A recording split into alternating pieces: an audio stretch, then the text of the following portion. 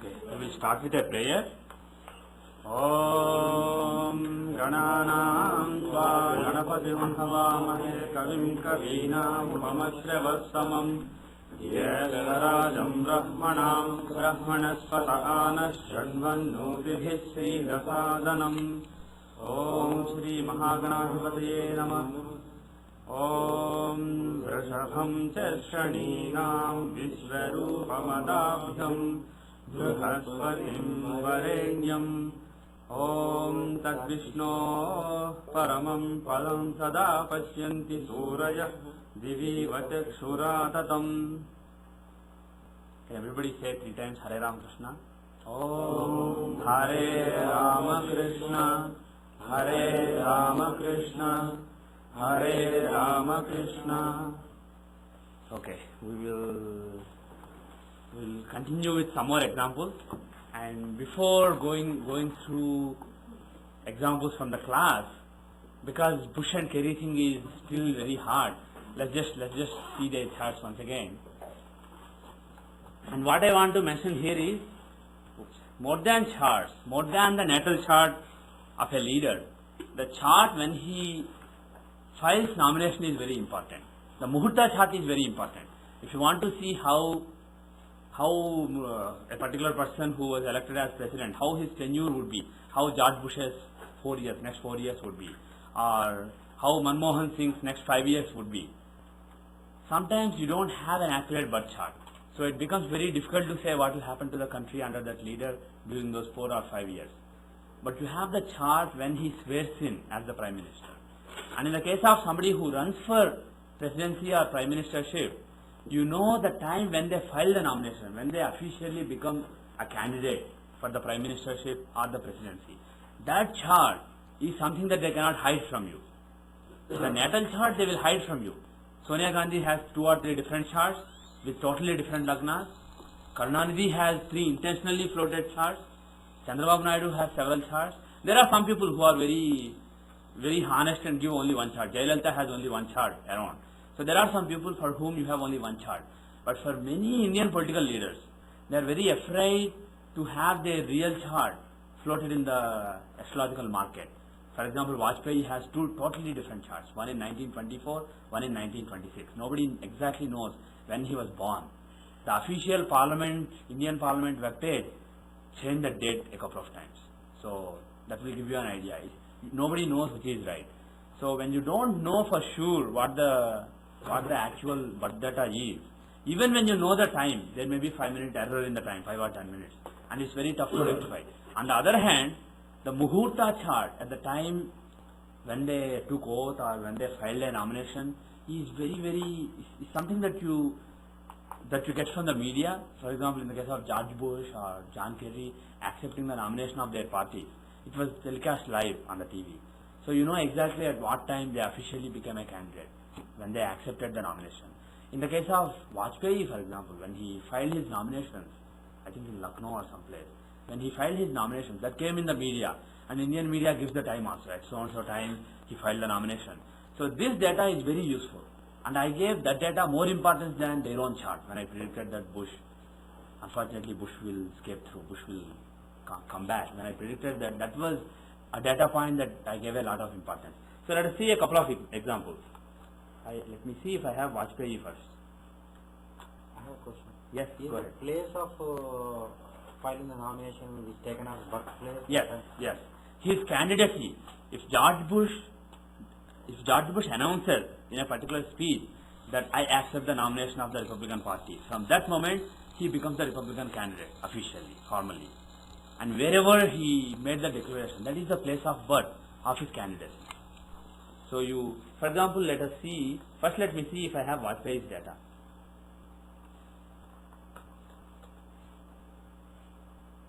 I don't.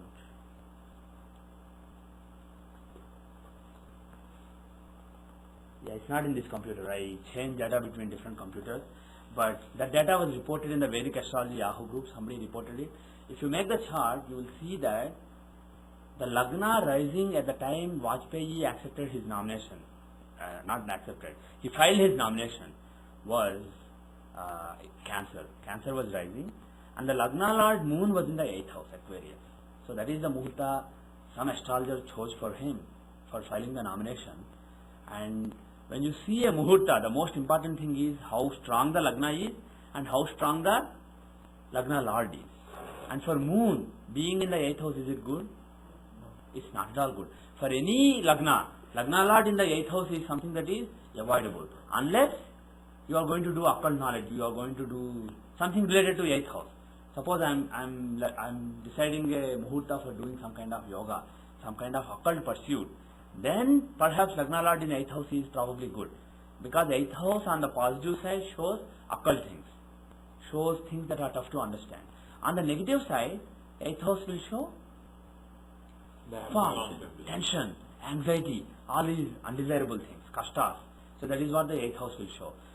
So for any planet, Lagna Lord being in the 8th house is bad. Especially for moon. What is special about 8th house? Does anybody remember? Yes, Manakarka Sthana. For various planets we have various Manakarka Sthanas. For moon it is the 8th house. So never choose a Muhurta. Irrespective of moon being Lagna Lord or not. Even if moon is not Lagna Lord, never choose a Muhurta with moon in the 8th house. That is really bad. Moon shows the mind.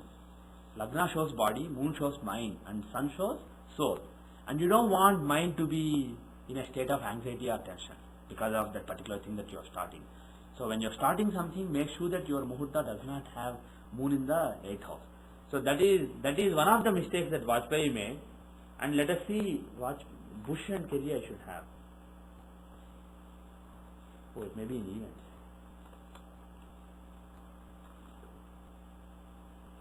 So when you choose Muhurta means because the date and time is available here. Yes. Like the chart based on the Rasi chart, or how do we say that moon? We'll see the example. Okay. Let us take the example of John Kerry accepting the nomination of his party and becoming the Democratic Party candidate for presidency this year. So the data was July 29, 2004, 10:21 p.m. Time zone is 4 hours west of GMT. Place is Boston, Massachusetts. 71 west, 3 minutes 37 seconds. 42 degrees north, 21 minutes 30 seconds. So this is the chart. And if you can, everybody see the chart? Yes. So look at the chart. What is the sign that is rising? Pisces. And one thing you have to remember is, who was born at this time? A person? No. A candidacy. It's not a person. So as long as you are not talking about persons, the way we use various divisional charts does not apply anymore. For example, Dashamsha standing for career, Grekana standing for brothers and sisters, Saptamsha standing for children. All those things are no longer valid here, no longer applicable. There is a different mapping. In the case of mundane charts like this, which are not of human beings but of a presidency or a candidacy or something that is mundane, for those matters we don't use all the Vargas. We use either 6 or 7 of those Vargas, and what they stand for also changes. So let us not go into mundane astrology for now, but let us say that Rasi chart is the most important thing. Let us forget other Vargas for now. Just look at the Rasi chart, and the meanings of various houses are still the same. Lagna stands for the very existence, second house stands for the resources, the third house stands for initiative, fourth house stands for comfort, fifth house stands for abilities and popularity and recognition, sixth house stands for obstacles and overcoming them, seventh house stands for desires and pursuing them and relationships with people, eighth house stands for setbacks, tensions, worries, and the ninth house stands for or even sudden unexpected gains. Eighth house is sudden changes. Usually they are bad, but sometimes they can be good. Sudden changes by eighth house. Ninth house is the dharma that you follow and the protection that you get on account of that. And the 10th house is what you achieve, your achievement, your karma. And the 11th house is the gains that you make. And the 12th house is the losses that you incur. So these meanings, the basic meanings of houses stay the same. But you have to realize that you have to apply them to a candidacy or a presidency rather than a human being. So that is the only difference. Now, if you look at this particular chart, where is Lagna Lord? Lagna Lord Jupiter, Pisces rises, Lagna Lord Jupiter is in 1, 2, 3, 4, 5, 6. He is in the 6th house. Lagna Lord is in the 6th house. Is that auspicious for pursuing power, for getting power? What is the house of power? Political power, popularity. 10th house is the karma that you do, like achievement. But the popularity is from 5th house. So the support you have, the following you have, the popularity you have is from the 5th house. So this is the house. Cancer is the house that shows the popularity, power, fame and authority. And where is Jupiter from it? He is in the 2nd house of Marakasthana. The 2nd and 7th houses from any house are killer houses. So from the 5th house, Jupiter is in the 2nd. So that means he shows end of popularity, end of the pursuit of power. That's what Jupiter shows. So Lagna Lord is actually not showing going into power, but on the other hand he is showing ending the pursuit of power. So is this an auspicious muhurta for someone who's running for presidency? Not really. It's not exactly an auspicious muhurta. Now if you see George Bush's muhurta chart,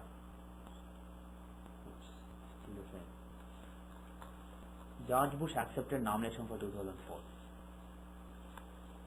If you look at the muhurta that he chose, the muhurta that George Bush chose, of course it was probably not a muhurta, but the muhurta that he ended up using was this. The data is September 2nd, 2004, 10:12 p.m. 10 hours, 10 minutes, 12 seconds. 4 hours west of GMT was still the time zone, and the place was Manhattan, New York, USA. 73 degrees, 58 minutes west, 40 degrees, 47 minutes north. So this is the location. Now let us look at the muhurta. In this muhurta, what is the Lagna rising? Aries. Aries is the Lagna rising. And the 5th house of power, let us see. How is the 5th house of power? Very strong. Sun is in our own house. The Lagna Lord is with. Where is Lagna Lord? Lagna is Aries. Where is Lagna Lord? 5th house. He is in the 5th house. Lagna Lord Mars is in the 5th house with who? 5th Lord Sun. The conjunction of Lagna Lord and the 5th Lord, that too in the 5th house. Is that a Maharaj Yoga? Conjunction of Lagna Lord and 5th Lord anywhere is Raj Yoga, is Maharaj Yoga, is Raj Yoga. But if it happens in Lagna itself or the 5th house itself, then that is Maharaj Yoga according to Parasara. So that gives great power. So the conjunction of Sun and Mars here is a great Raj Yoga. And another thing is you can see how close they are. If the planets involved in Raj Yoga are at the two ends of the sign, then the Raj Yoga is not really that strong. The impact is not really there. Here, 5 degrees, 4 degrees apart. how far apart are they? 4 degrees. Sun is at 17 degrees in Leo and Mars is at 21 degrees 8 minutes in Leo. So the difference is basically 4 degrees and 8 minutes. So that is within the 6 degree orb that we normally use. Within 6 degrees, any Raj Yoga is usually considered strong. And above 6 degrees is not really that strong. But still up to 10 degrees you may say it is okay. But if it is too far, more than 10 degrees, you can conclude that the Raj Yoga is not really strong. Here, the Raj Yoga between Sun and Mars is really strong. And especially in mundane charts, when you look at Raj Yoga, there is another thing you can see. Excuse me. You can see if two planets are apart by 4 degrees, you can see in future, are they going to get closer or are they going to get further apart? If they are going to get further apart, then Raj Yoga may not function. If they are going to get closer as time passes, the Raj Yoga will function. This is another principle you can use in mundane charts. Here, who moves slower, Mars or Sun? Who is the slower moving planet? Mars. Mars moves slower. So Sun is moving faster. And who's behind? Is it Sun or Mars? Sun is behind. So that means are they going to become closer eventually? Yes. Sun is going to catch up with Mars. So that means as time passes, their distance becomes small and they will actually have a conjunction. So that is auspicious. If that is the case, that is an auspicious Raj Yoga. That is a Raj Yoga that is going to fructify in future. On the other hand, if you see that Sun was ahead, let us say, Mars was behind, that means Sun will pull more and more ahead. So the distance will increase. So that shows a Raj Yoga that is already over. So there is no further Raj Yoga. The Raj Yoga is already, it has been experienced. In future, the result will become lesser and lesser. So that is the result of that yoga. So in the same chart, had Sun and Mars reversed, the result of the Raj Yoga would have been different. Here, Mars is ahead, Sun is behind, and he is pulling closer to Sun. So because of that, the Raj Yoga will function in near future. So that is what you can say. And another thing, look at Lagna. We agree that the fifth house is strong because of Sun and Mars. But look at Lagna. Who's in Lagna? Moon and Rahu are in Lagna. Is that auspicious? No. In mundane charts, Moon shows masses. Moon is basically mind. In mundane charts, he is basically the whole society, because that is the mind of the world, the whole society, the whole masses. And Moon is very closely conjoined with Rahu. Is that good for Moon? No. Moon being with Rahu is terrible. Rahu causes the eclipse of Moon. So that is bad. Who's behind? Moon or Rahu? Rahu is 20. Rahu is at 10 degrees, 10 degrees 45 minutes.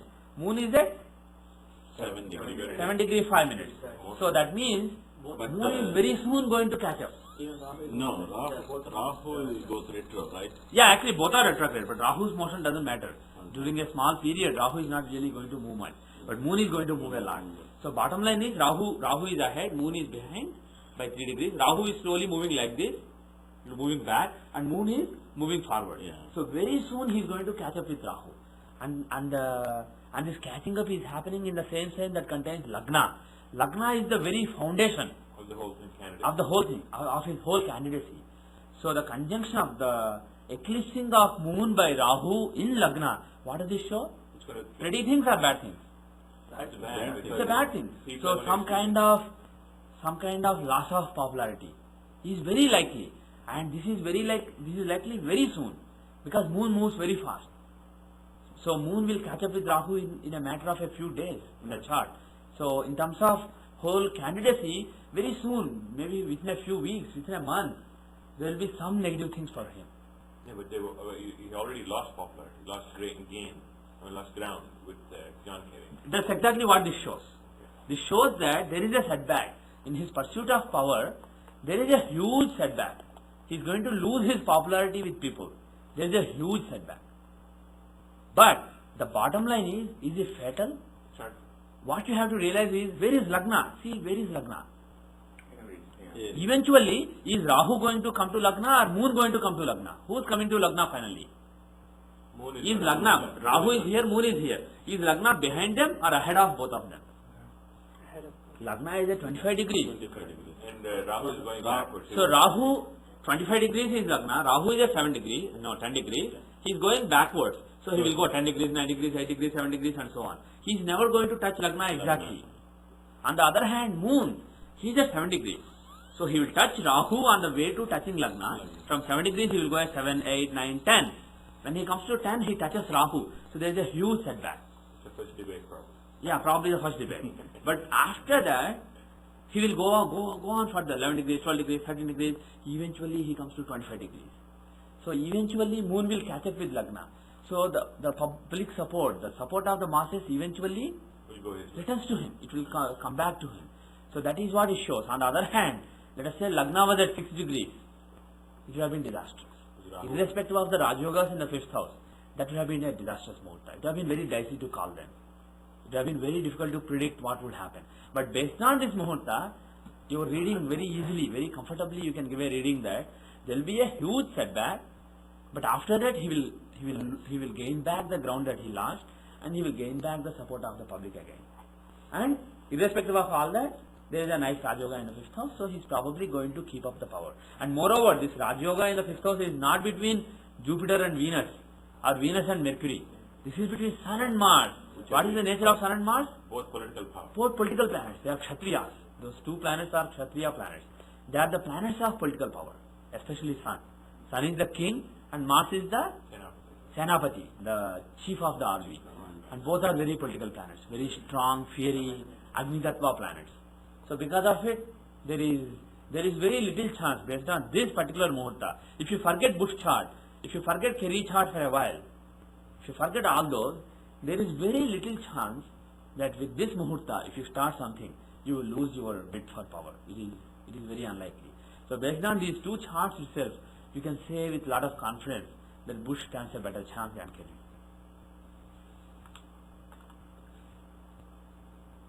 But do we consider that Mars combust? What? Mars is combust. Not with sun. Yes, Mars is combust. But I mentioned it in a previous class. Mars is the planet who is least bothered by being combust. Venus is really bothered when he is too close to the sun. But because Venus is a watery planet and sun is fire, he will evaporate that water. But Mars is fire, sun is fire. So fire with fire. So fire is not afraid of fire. You can put it like that. When the Senapati goes to the king, the Senapati is not afraid. He will tell the king, these are the options. If you want this, give me so much army. Of course, some kings may say, well, I can't give you that much army. Some kings of Kaliga. But basically, bottom line is, king will give you whatever you want. Whether he gives or not, you say what you want. You are not afraid of the king. On the other hand, some kings are afraid of the Senapatis because there may be a coup. So Mars is not really afraid of sun. So combustion is not a big problem for Mars. And my opinion and opinion of my father, even for Jupiter, combustion is not really that important. But for Venus, it is very, very, very bad. What about Mercury? Mercury is also bad, but Mercury is a friend. It also gives Buddhaditya Yoga. So it's not really that bad. Venus is the worst. When does Buddhaditya Yoga trigger? It seems to be very common and in almost everything. Yeah, a lot of people have it. A lot of What people are exactly smart. does it mean? Yeah. There is a yoga called Buddhaditya Yoga. That yoga, the yoga that Kiran is asking about, is a yoga that comes when Sun and Mercury are conjoined, when they are together. When Sun and Mercury are together, you get this yoga, and the results given in the Shastras are, the person will be very learned, very capable, very able person basically. It's also called Nipuna Yoga. And there are various views on that. Some people say Sun and Mercury should be close, but not too close, because if they are too close, then Mercury is combust. There are different opinions on that.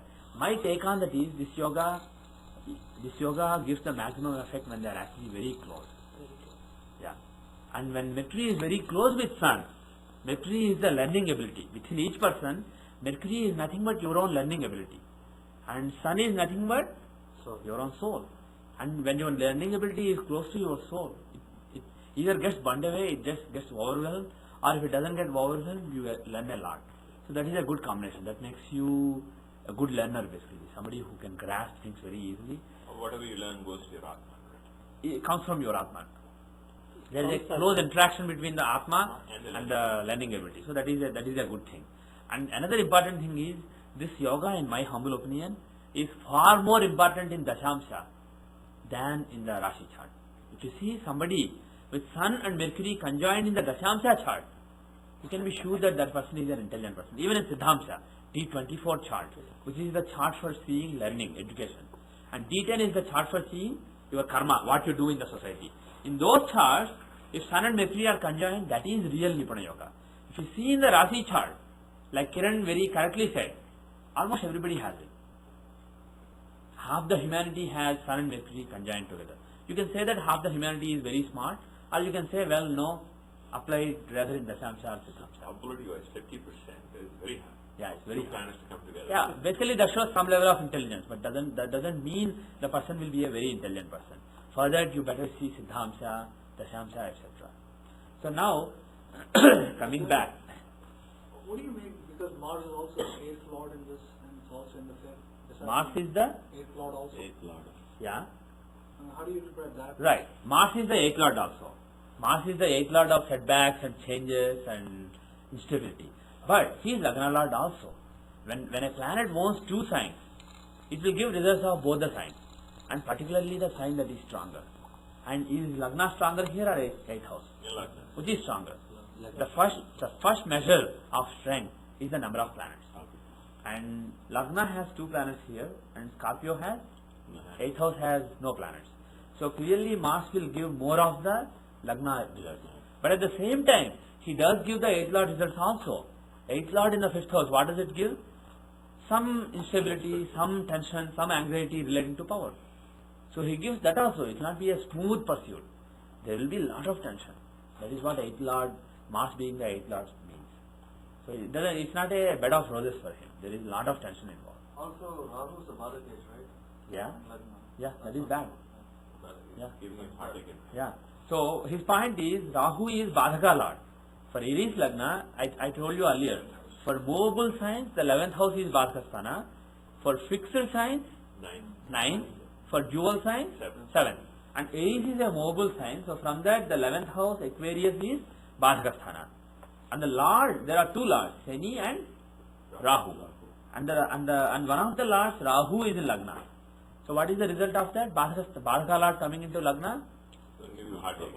Lot of problems. And the problems given by Badhaka Lord are of basically unseen nature. There are things that you don't see. There are things that don't have an explanation. You don't know what is happening, why it is happening. These are inexplicable problems. And typically in the Shastras, these are correlated with Pishacha Badha, Preta Badha. Basically all the bhatakti hui atmaye, to use the Hindi, all the lost souls of the universe. So problems from those souls. So that is what Badhaka Lord shows. So there must be some inexplicable tensions for him because of several people who lost their lives because of him, perhaps. Also, but Ghati like that, that's an 8th house. Yeah, that is good. By power. Ghati like is power. Yeah. It's an 8th house from Lagna. Yeah. That's good. Why? Well, now let us come. He is asking about Ghatika Lagna, something that we never talked about. Sriram is a little bit advanced, so he is asking an advanced question. You see this GL here? This GL, it stands for Ghatika Lagna or also Ghati Lagna. And that is another Lagna. Just like the normal Lagna shows the basic very existence, this Ghatika Lagna shows existence from the point of view of power, authority. So that is what Ghatika Lagna shows. Okay? And now, what is the effect of Graha Malika Yoga Pariman? They've got all the 5 places, 5 houses. yeah, we'll come to that. So you are a specialist in Graha Malika Yoga.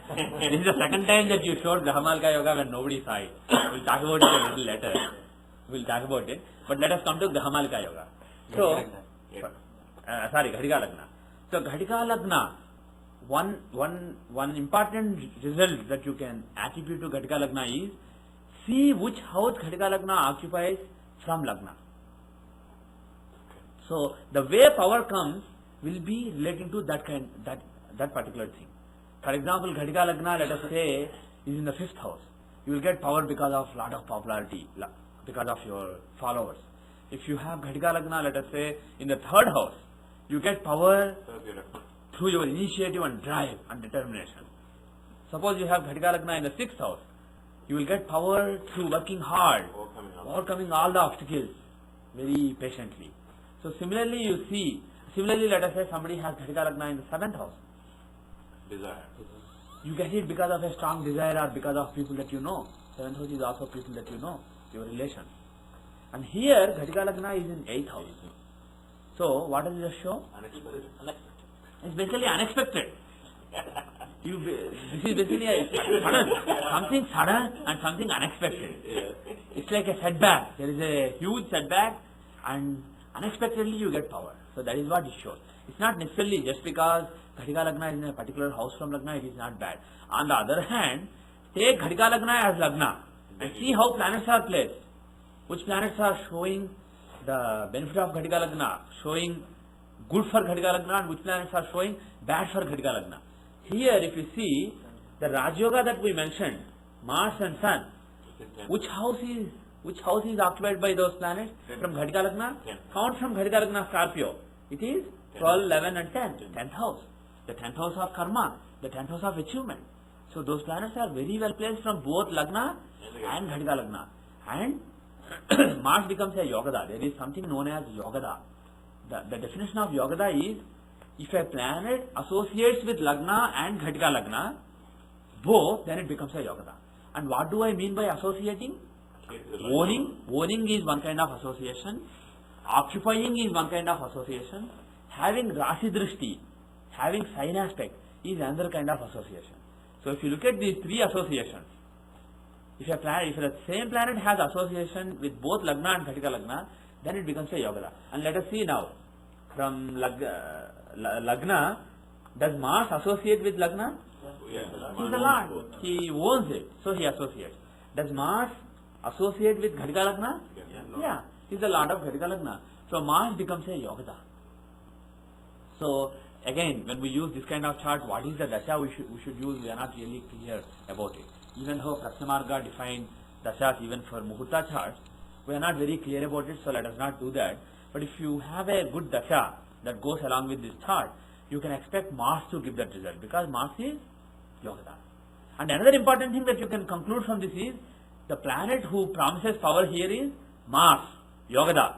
So what is a good issue for him? War, fight, security, defense. That is a good issue for him. That is likely to bring him power. On the other hand, who is the planet in a Marakasthana from power here? Look at the 5th house. Who is in the Marakasthana from that? Second house, Jupiter. So Jupiter is actually Maraka. So what does Jupiter stand for? Especially in Virgo. When Jupiter is a planet who shows finances, banking, etc. And especially when he is in Virgo, a sign owned by Mercury, which is the planet of trading, Jupiter will show economy. And Jupiter is in the second house from the 5th house. So economy is not really a good topic for him. It would kill his power. Yeah, it would kill his pursuit for power. But he is a 12th lord for losses, right? Like he's going to be negative minus. It is what? He is the 12th lord. He is also 12th lord, so it would be good also. 12th lord from where? From Lagna. From Lagna. Yeah. But in the 6th house. 12th lord in the 6th house. He is giving Viparit Raj Yoga. That is correct. But again, he is also the 9th lord. Yeah. Which is stronger? Okay, let us leave it. That is finding the stronger of Sagittarius and Pisces. That is beyond the scope for now. So leave that point. You look at Gatika Lagna only in the natal chart, not in the other chart. This is not natal chart. This is No, I'm natal saying chart. that if you're looking at the Mundaka, Yeah. do you look at that one chart or do you look at the Navamsa? You can look at Navamsa also, but what Navamsa stands for, what Dashamsa stands for, are totally different in mundane chart. You don't use all the 10 Vargas or 16 Vargas here. You use only 7 Vargas. So the definition is different. So we are not going through it now. Okay, so that is the thing about Ghatika Lagna. It's not at all bad. On the other hand, let's contrast with Kevi. The Lagna Lord Jupiter, who's in the 6th house here, is he well placed from Ghatika Lagna? No, that's also his 8th house. He's in the 8th house from Ghatika Lagna. So they show some kind of setback. The Lagna Lord Jupiter, he shows some kind of setback to his pursuit of power. On the other hand, in George Bush's chart, you have all these planets, Lagna Lord and other planets in the 10th from Ghatika Lagna, which is auspicious. Okay. Now, the Graha Malika Yoga that Seshu asked about. Does anybody see that there is a Graha Malika Yoga? Anybody other than Seshu? Saturn to Ketu. Yes. If you have several planets occupying consecutive signs, 4 or more, some people say 4, some people say 5, 4 or more consecutive signs are occupied by planets. They are not empty basically.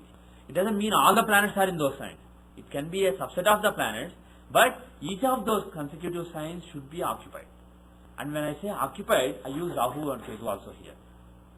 You have to include Rahu and Ketu among planets. So from Sun to Ketu, you look at the 9 planets. So if you have 4 signs consecutively occupied by these planets, that gives a Grahamalika Yoga. So here, is there a Grahamalika Yoga? It is nothing but Shani.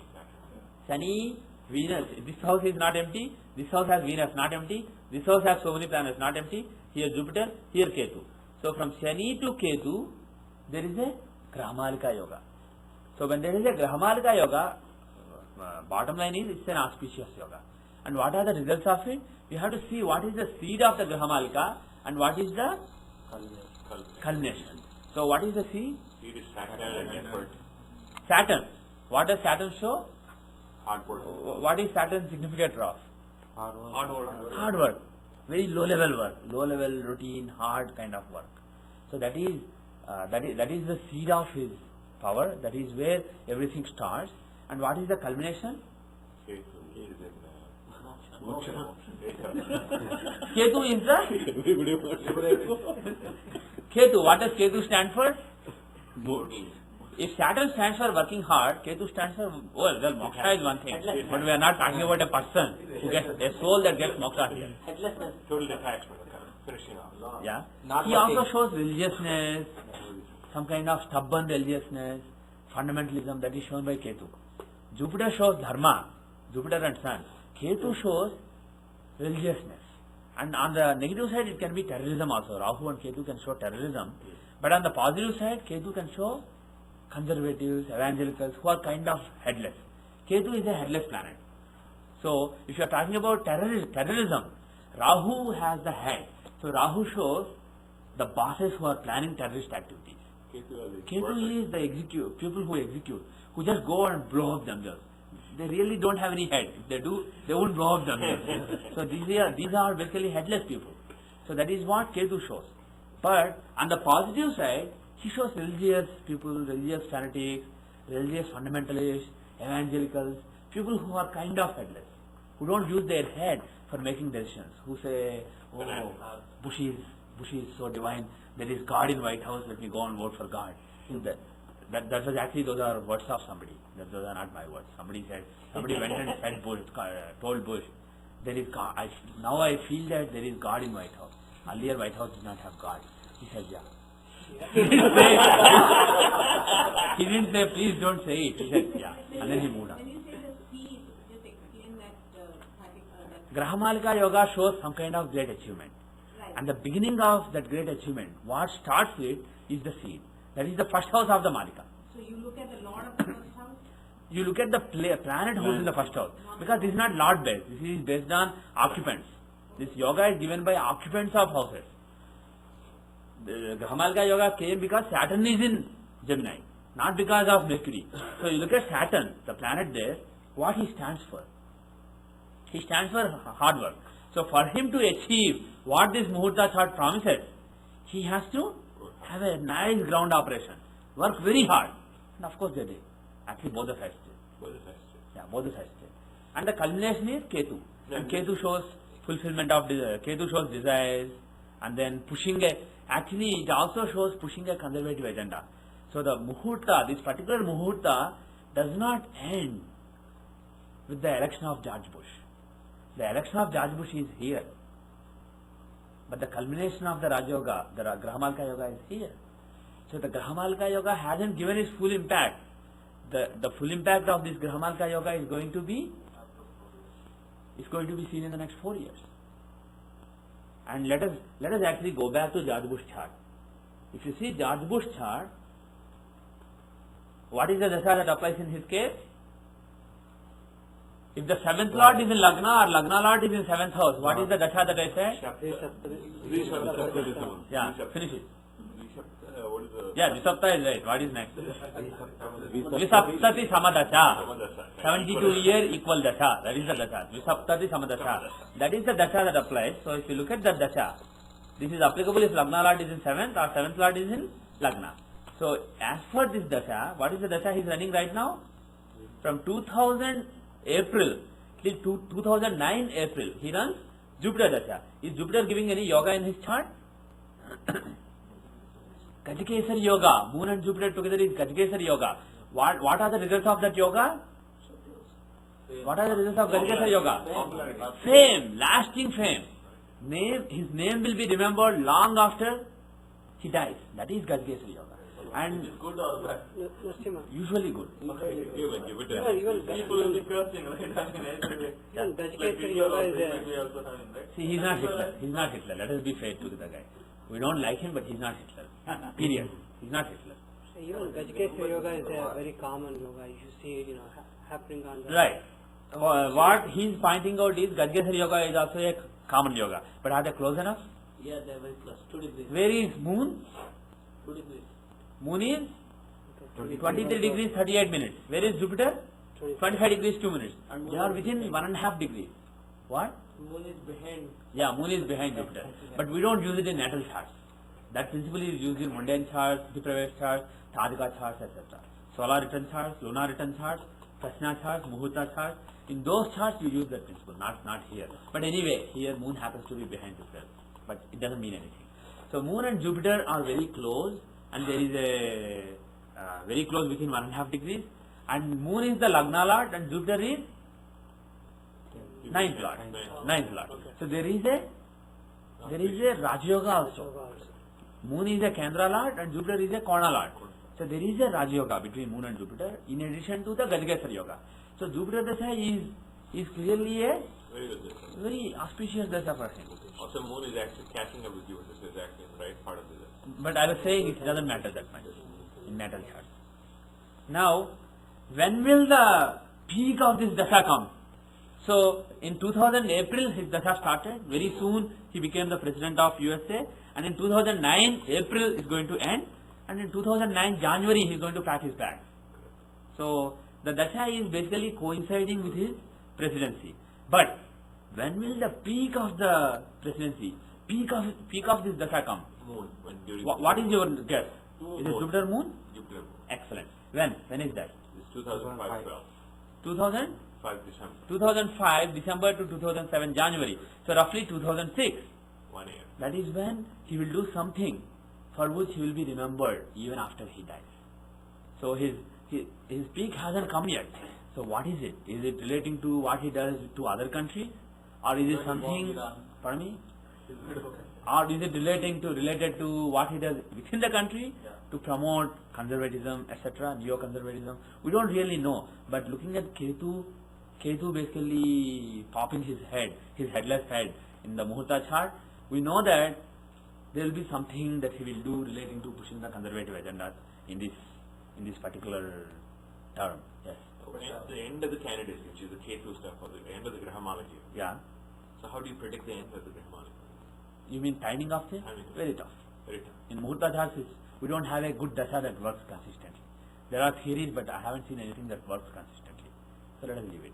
Yes? Just like DEET and Amsa, is there anything that will, something that will indicate here what will bring in that same or? It's very tough. Just stick to the Rashi chart for now. In Muhurta chart, just stick to the Rashi chart.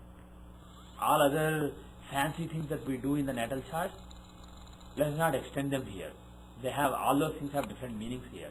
So let us not extend them. Just stick to the Rashi chart, see the houses where planets are, that's it. And be happy with that. One question. Yes. Jupiter is in Varna Karakasthana. Yes. How did this Dasha bring him so much popularity? Like, I think the... How does Mankarasthana mean loss of popularity? So, I'll rephrase the question. So, if a planet is in Varna Karakasthana, how is it, how does it rise in... Okay, now, the point is Mankarasthana. But why Jupiter Dasha gave him presidency? We are clear. Gajakesari Yoga and Raj Yoga. Very clearly, because of those yogas, he gets power during Jupiter Dasha and keeps it up during Jupiter Dasha. Now, the question is, Jupiter is in Mankarasthana. What does that mean? Now let us see what Mankarasthana stands for. We said earlier that Jupiter is in Mankarasthana in the third house because You can't take up arms, you can't take because up... third house is the house of arms, aggression, initiative, drive. And Jupiter is a peaceful planet. So when he is in that house, he feels awkward. Similarly, Venus is the planet of making people fall in love. If you keep him in the sixth house of celibacy, he feels weird there. So he is in Mankarasthana there. Mars is the planet of fight, war. If you put him in the seventh house of getting people in love and marry, he feels weird there. He only knows how to make them fight. Let them get married, I will make them fight, he will say. If you tell him, no, get them married, the only way he knows is put a gun at the back of both of their head and say, okay, now tie the knot. That is Mars. That is the only thing Mars knows.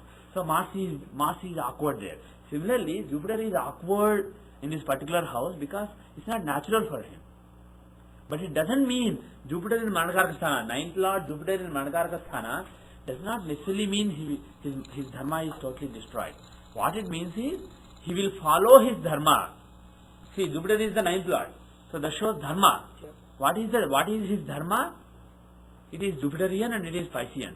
So definitely his definition of dharma has religiousness in it. It's not that he wants to do what is right for the country, what is right for the economy. That kind of materialistic Kali Yuga definition of dharma, George Bush will never take. Kerry may take. But George Bush's definition of dharma is always the pure sattvic dharma. Yeah, pure sattvic Maharishi dharma. Pisces is the sign of Maharishi. We may hate the guy, but his own dharma is basically that of Maharishi, that of very sattvic ideals. Pisces stands for religiousness, spirituality and liberty. All these ideals, all these great ideals of Jupiter, he wants to spread those. He genuinely wants to spread those. When he says, I want to spread liberty to Iraq, people may be thinking, oh, he wants just oil. Maybe he wants oil, but the other factor is not just empty rhetoric in my humble view. He does want to spread liberty. He does want to spread religiousness in the whole world. He thinks there is a God. He thinks there is certain agenda that God has, and he is sincerely following it. But how is he following it? Which house is Jupiter occupying? Third house of aggression, which is unnatural for Jupiter. So he follows that dharma in a very unnatural, in a very contrary, very ironical way. I'm not comfortable doing it. So he is Yeah. not comfortable. Unwillingly. No, I don't think he is unwilling, but Jupiter is unwilling there. He is willingly placing Jupiter in the third house because Jupiter is in that house in his chart. He is willing, but Jupiter is unwilling there. So he is choosing a very, very artificial way for pursuing his path. He is choosing the path of arms, path of aggression, path of fight to spread something that is very noble. So that is the reading for Jupiter in Manakarakasthana. Now let us see the Shashtyamsha. What kind of karma Jupiter is carrying? Because the karma being carried by the ninth lord is very important. So let us go to Amsha ruler. Shashtyamsha, it is there. Which Amsha is Jupiter in? Vahni Amsha. Vahni Amsha. What does Vahni mean? Anybody know Sanskrit? Fire. Vahni. Fire. So what is his view? What is the basic definition of the dharma? Fire. So whatever Piscean dharma, Jupiterian dharma that he wants to spread in the world, he wants to do it like fire. He doesn't want to do it very slowly. It has to just catch on like fire. So there is some certain level of impatience, certain level of fire in his approach, in his dharma. Which means that so that you kind of neutralize the Manakarakasthana. No, it doesn't neutralize it. It adds fire to the third house effect. I know, but Third house, because Jupiter was in Manakarakasthana, because he could not take up the... he did not like it, but being in Vahnyamsha, he is forced to take it, so he will take it even better. Otherwise, Jupiter in third house may not be able to do his job fully. But being in Vahnyamsha, he can do that job now. So that means in Jupiter Dasa, he will spread certain nice, noble ideals in the world, but in a very fiery way. That is what you can say about his Jupiter Dasa. Do you want to stop the recording in this? Yes. Another thing. Yes. All the 9 planets are on one side of Rahu and Ketu. See, that's also unique personality. Yeah. Yeah. We will come to that. Except for moon, even in the chart where he accepted. Okay. I will Except for start moon, by all other planets are between Rahu and Ketu. Yeah. Okay. So the point you are making is, oops, not this one. Even his natal chart has it. Did you see? Natal, yes, between Rahu. Yeah. So the point he is making is there are 2 yogas called Kala Sarpa Yoga and Kala Amrita Yoga. Those yogas result from all the planets being hemmed between Rahu and Ketu. If you have Rahu and then all the planets coming and then Ketu coming, that's called Kala Amrita Yoga. If you have Ketu coming first and then all the planets and finally Rahu, then that is called Kala Sarpa Yoga. Whoever is ahead, that planet, if it is Rahu, it is Sarpa, if it is Ketu, it is Amrita. So those are 2 very important yogas. And the standard results given are Kala Sarpa Yoga. What are the results? Anybody? Deterioration. Yeah? Delays, unexpected delays. Okay. Nova Yoga, so 45, right? Yeah, that yoga is basically Kala Sarpa Yoga brings down other yogas in the chart. It is basically a very problematic, highly problematic yoga. Somebody has Kala Sarpa Yoga, it's a very highly problematic yoga. And the person, finally the person may become like Rahu. The person may go in the Bhogamarga and the person may become a scoundrel. He may be a great thief. On the other hand, if you have Kalamrita Yoga, Ketu is ahead. So again there may be a lot of setbacks in life, lot of other yogas may not satisfy, but eventually the person becomes a kind of saint. He becomes a very religious person, very spiritual person. He goes into the Moksha Marga. So Rahu puts the person in Bhogamarga, Ketu puts the person in Moksha Marga. So that is the 2 margas. But if there is a benefit in the Kendra, doesn't it break that? There are different views, different schools give different exceptions, and one exception is if there is a planet in Kendra, another exception is if there is an exalted planet, and some people say if there is an exalted planet in a Kendra, then only that can break the yoga. That means basically Mahapurusha Yoga. Then only that yoga breaks. So there are various theories. So let us leave that to a later class. But here we see that every planet is between Rahu and Ketu. But look at where Moon is. Is Moon behind or Rahu behind? Who's behind? Do you remember? Moon is behind. So even though Rahu and Moon are in the same sign, Moon is behind Rahu. So is Kalamrita Yoga fully functional here? No. First Moon comes and then Rahu comes and then all the planets come and then Ketu comes. So all the planets except Moon are between Rahu and Ketu, but Moon is in the other half. He is basically between Ketu and Rahu. So Moon is breaking that. So there is no Kalamrita Yoga really in this particular chart. That is not an issue here. Moon is going to come into the other part. It is one. Yeah. So I mean, can we say he may? That's an interesting thought. I don't really know about that. That is not. Vijay's point was, even though all the planets except Moon were between Rahu and Ketu, and Moon was away, very soon Moon is going to catch up with Rahu, because Moon moves very fast. So can we say that there is no Kalamrita Yoga, but it will come later? Can we say that? That was Vijay's point, but I don't have any explicit teachings in the classics and works of Maharshis to support that. I think my guess is it can, because I can also guess, but it's a guess. Yeah. Let him. It's a good thought. Let him pursue it. correct. If you get any nice thought in which there is no established view from the Maharshis either way, it's a good idea not to rule it out, but consider it and form your opinion. That is the best way to learn. Because our common sense can often cheat us. And do we consider Lagna being outside that as breaking the yoga? Some people consider Lagna also, but some people say no, only planets. And the actual verses only talk about planets, they don't talk about Lagna. But some people say that if Lagna is outside that particular half, then basically yoga is minimal. That's what some people say. But I'm not really any basis for that? No, I don't really know. I don't really have an answer. Masavadi, a question. Kalachakra Yoga, Kalamrita Yoga has an entire span or certain number of years it's affected? It will affect throughout the life, but usually for those people in 40s, in early 40s, around 43, 44 years of age, there will be important events in life, and then the person will be able to break out of that yoga. So until that age, the yoga will have its impact. With respect to what? Yeah, Kala Sarpa and Kalamrita.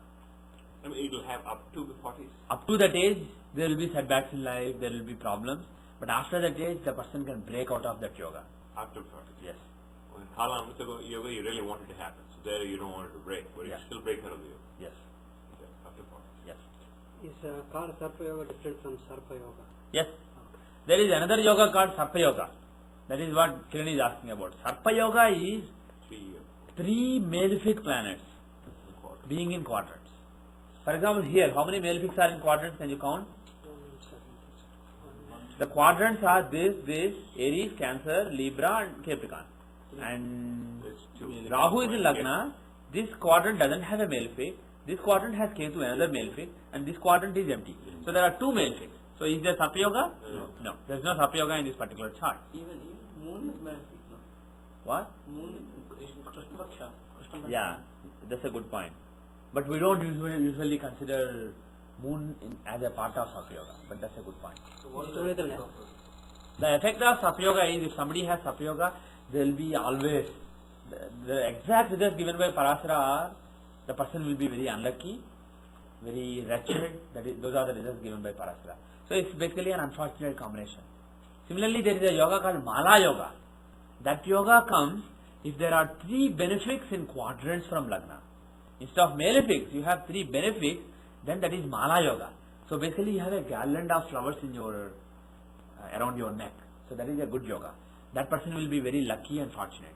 On the other hand, if you have malefic, that is like you have instead of garland, you have a snake around your neck.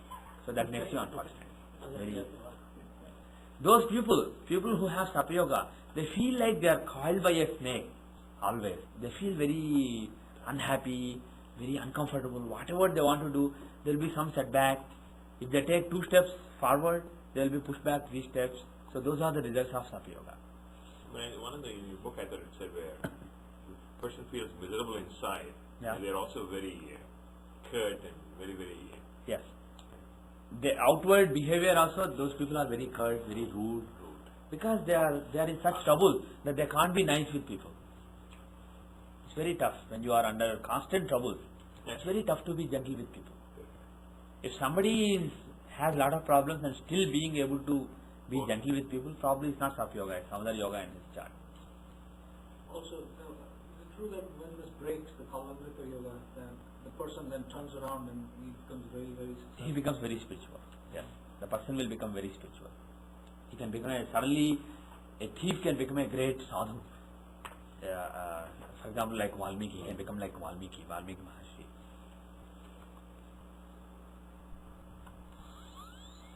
Okay. Now, actually, let us see the Thithi chart, because we've been always seeing Thithi chart. I think we saw it earlier. If you see George Bush Thithi chart for the year 2004, and if you look at Tithi Ashtotri Dasa, what is the Dasa that he is running right now?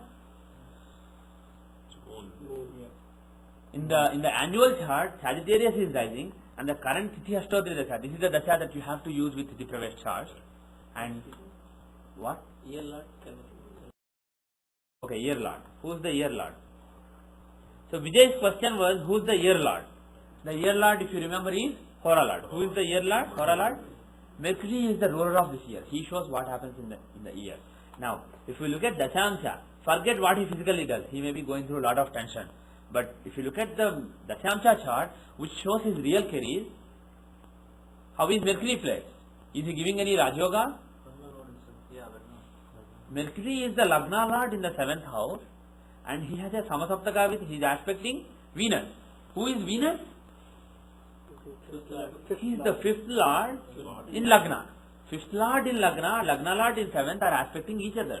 So mutual aspect between Lagna Lord and 5th Lord. Is it a Rajyoga? Yes. So the Hora Lord, the ruler of the year, is taking part in a Rajyoga for him. So is it possible that he would leave power during this year? Not really. Not very likely. But if you look at the Dasha, the Tithi Ashtotri Dasha, what is the Dasha he is running right now? Moon.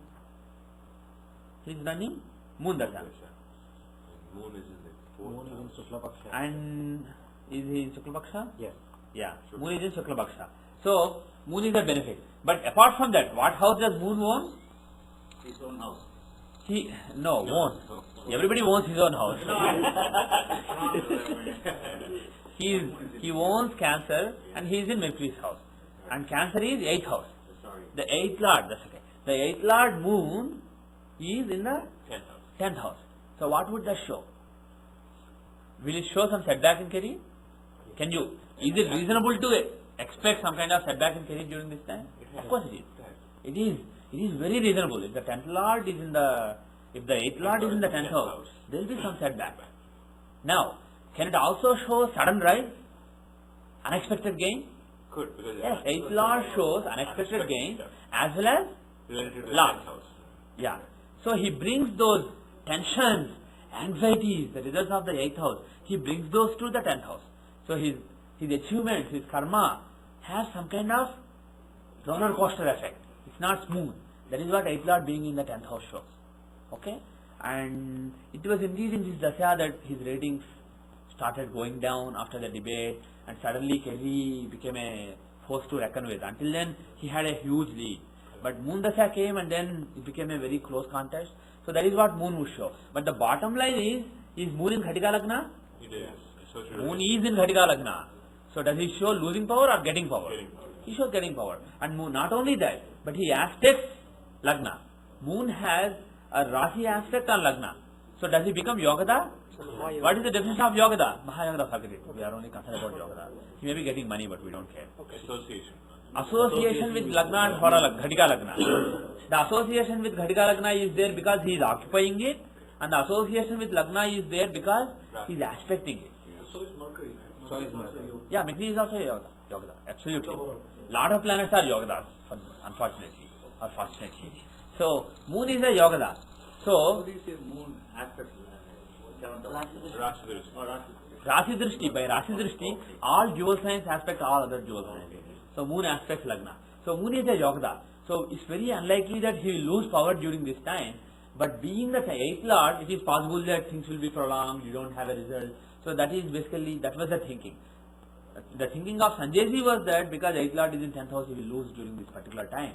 But Ghatika Lagna being there, he also knew, he knew that Ghatika Lagna is there, so he is unlikely to lose. But he was already convinced, so he was explaining. But from my point of view, being in Ghatika Lagna, Moon is very unlikely to remove him from power. So I was not, like I said when we discussed this earlier, I said that I wasn't 100% sure what would happen in November at the time of elections, because Moon is also the 10th Lord. He will give lot of ups and downs. And the ups and downs may have been given before the election, because this Dasha is from October 10 till December 2. So during this whole period there can be setbacks or there can be some setbacks, and then suddenly he can be given power. It's very tough to predict.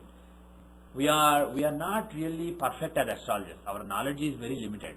So when things are on the border, it's very tough to predict. It's very tough to know what will happen in Moon Dasha here. But you can confidently say that he will not lose power. His bid for power will not end. Kerry being the winner and everything closing is ruled out. It may either drag on or he may win. So you can conclude that he will not lose his bid for power, but exactly what knows is very dicey. But on the other hand, we looked at Mercury Dasha earlier and we were confident then. Why? Look at Mercury. This Dasha comes in January. That is the time when he actually leaves the office. Had he lost now, he would have left his office on January 20. So that is the date that we saw. If you remember, Kerry also we saw that particular Tithi Pravesh chart. The next year Tithi Pravesh chart, because his birthday is in November-December time frame. So we saw for the next year, we saw the January time frame. We did not see any combination that would give him power during that time. So we concluded that there is nothing. You were asking when I saw Bush's chart, you wanted to see Kerry's chart. So here, is Mercury likely to take him out of power? Not really. In the case of Mercury, there is no drama. Like in the case of Moon, there is no ambiguity. Mercury is a Yogadana in Rashi chart, and in the Dashamsa chart, he is a clear Rajyoga giver. So it's impossible for Mercury to take him out of power. So that means he is going to stay in power. Does the concept of Bhavakesh apply in the Pravesh chart? Yes, it does. Yes, absolutely. So Mercury is also not. He is not Bhavakesh. He is only in the Bhadaka Sthana. Bhavakesh is Jupiter. It's a dual sign. Yeah, dual sign. So the 7th house is Bhadaka Sthana. The Lord of that sign is called Bhadakesh. In the Rashi chart, yes, Mercury is, yes. In the Rashi chart, Mercury is Bhadakesh. And he's sitting in the Bhadaka.